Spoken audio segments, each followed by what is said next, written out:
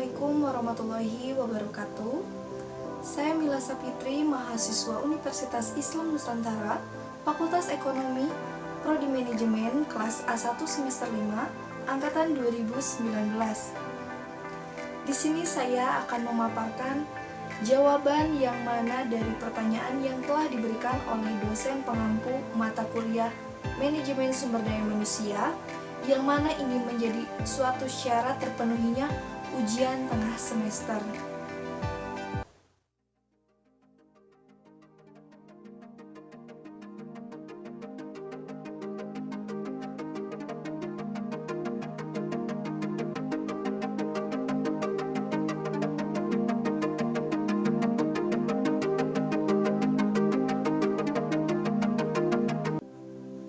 Apa yang dimaksud dengan manajemen sumber daya manusia?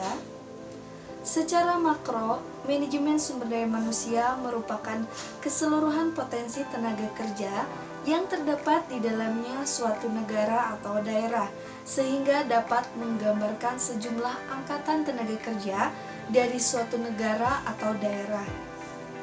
Secara mikro, manajemen sumber daya manusia merupakan golongan masyarakat yang memenuhi kebutuhan hidupnya dengan bekerja dari satu unit kerja atau organisasi, tentunya baik pemerintah ataupun swasta. Manajemen sumber daya manusia merupakan suatu perencanaan, pengorganisasian, pengkoordinasian, pelaksanaan, pengawasan, pengembangan, pemeliharaan, dan pengadaan tenaga kerja dalam rangka mencapai tujuan organisasi. Adapun hubungannya dengan proses manajemen, yaitu suatu rangkaian kegiatan yang dilaksanakan dan sangat berkaitan dengan fungsi dasar itu sendiri. Di dalamnya terdapat 4 rangkaian proses manajemen, yaitu perencanaan, pengorganisasian, pengarahan, dan pengawasan atau pengendalian.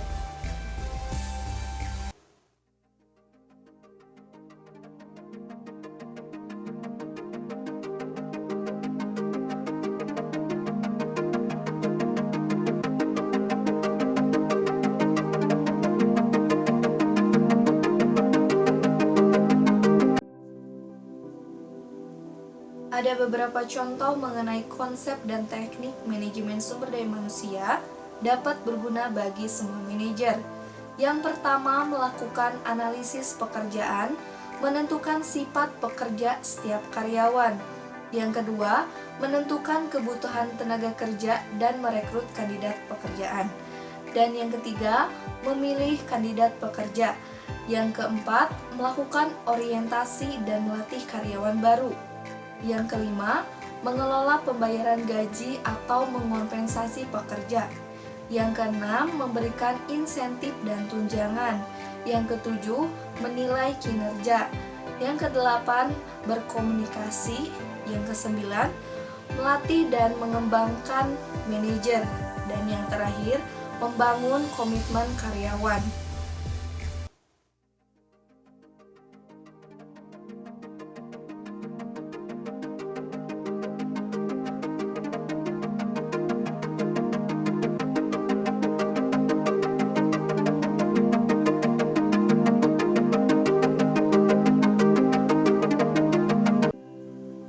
Ada beberapa teknik perencanaan sumber daya manusia, yaitu teknik yang pertama, ramalan para ahli.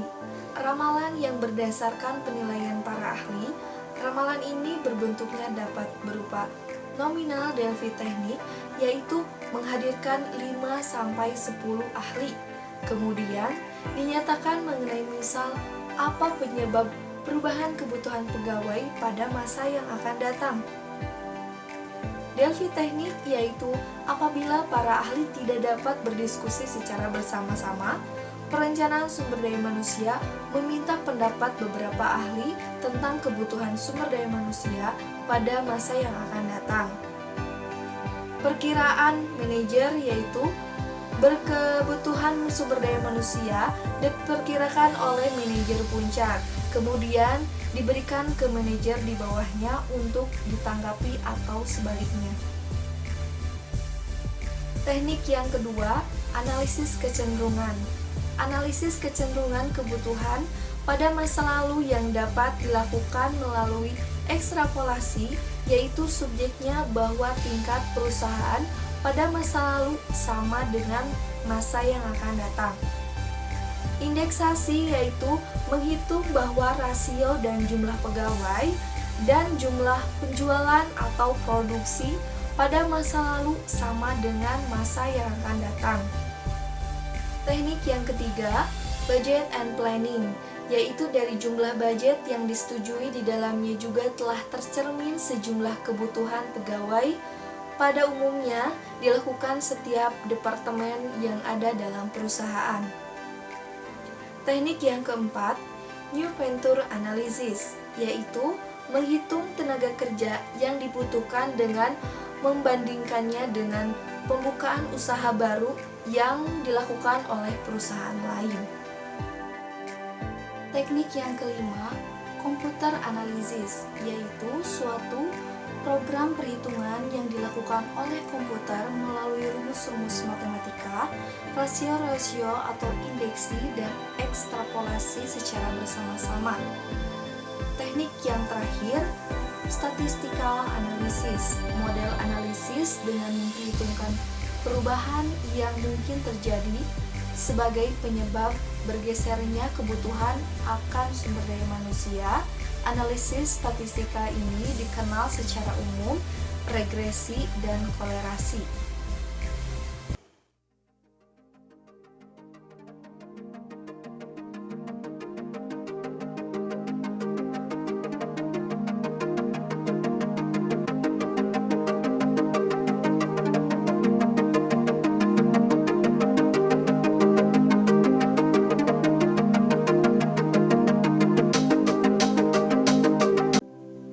Sebelum kita melakukan sebuah analisis, maka dari itu kita harus tahu tahapan analisis pekerjaan terlebih dahulu. Tahapan pertama yaitu persiapan analisis pekerjaan, yang mana diantaranya identifikasi pekerjaan. Identifikasi pekerjaan menelusuri atau menentukan apa yang akan dianalisis. Penyusunan daftar pertanyaan, yang mana pertanyaan tersebut yang nantinya akan ditanyakan kepada pihak tersebut. Tahapan kedua yaitu pengumpulan data, yang mana diantaranya yaitu observasi, sebuah proses pengamatan suatu objek yang ada di lingkungan, baik yang sedang berlangsung ataupun dalam tahapan. Wawancara. Setelah proses pertama, langsung ke proses wawancara, yaitu melontarkan pertanyaan dan pihak tersebut menjawab apa yang ditanyakan oleh si pewawancara tersebut. Kuesioner, yaitu pengumpulan data penelitian, khususnya data primer. Informasi kuesioner biasanya lebih detail dan lebih akurat. Kombinasi, yaitu penggabungan beberapa objek atau hasil penelitian, observasi, wawancara, dan kuesioner menjadi informasi yang lebih akurat dan lebih lengkap.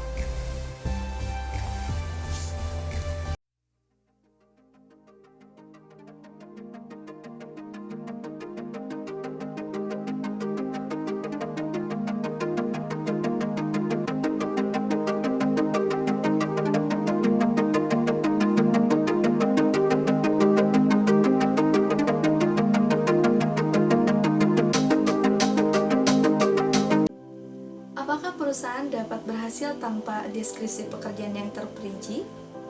Tentunya tidak, karena perusahaan tidak akan berhasil jika tidak ada deskripsi pekerjaan, yang mana itu menjadi suatu tujuan atau tanggung jawab. Maka dari itu, dampaknya akan berpengaruh kepada perusahaan itu sendiri, apakah berhasil atau tidak. Maka dari itu, perusahaan pastinya membutuhkan deskripsi pekerjaan yang detail atau terperinci, maka pekerjaan akan lebih terarah.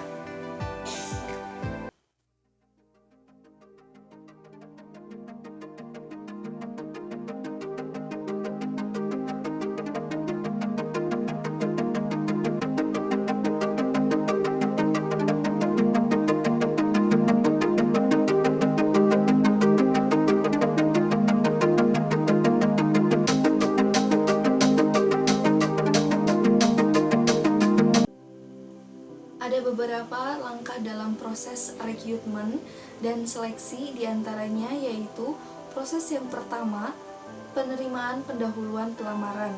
Jadi, penerimaan pendahuluan pelamaran itu menerima semua pelamar pekerjaan yang mendaftar di perusahaan tersebut. Proses yang kedua yaitu tes-tes penerimaan, yang mana proses ini menilai baik atau tidaknya calon karyawan.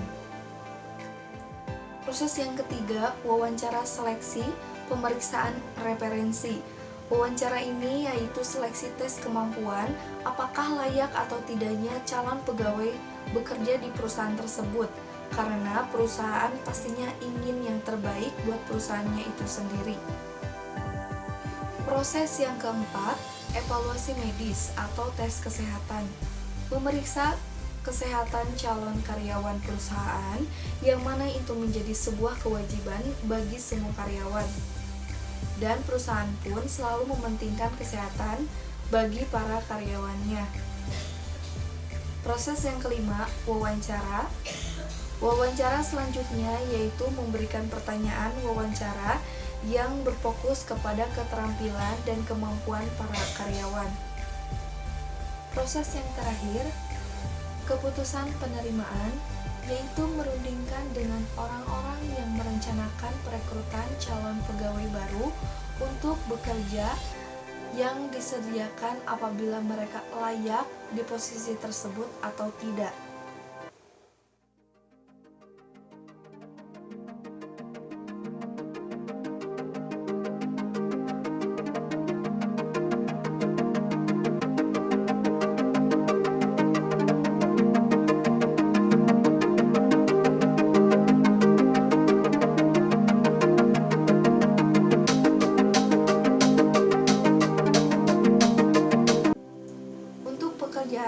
Wawancara tidak terstruktur yaitu salah satunya penjaga toko atau kios, karena itu tidak mengacu kepada arah pertanyaan yang relevan yang telah ditetapkan seperti perusahaan.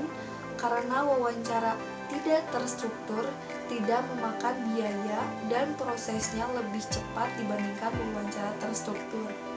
Semua pekerjaan bisa menggunakan wawancara tidak terstruktur, tapi biasanya dilakukan oleh orang yang lebih berpengalaman.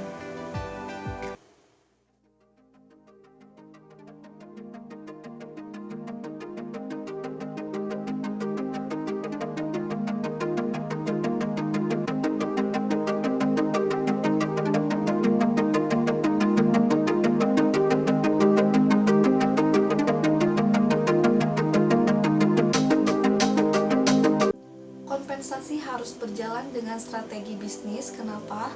Karena agar perusahaan bisa mencapai tujuan tersebut, dan juga perusahaan bisa memantau pekerjanya agar lebih rajin, dan itu juga menjadi sebuah motivasi untuk pekerja supaya lebih rajin dan lebih baik lagi. Tentunya agar bisa mencapai hasil kerja yang memuaskan atau mencapai tujuan perusahaan.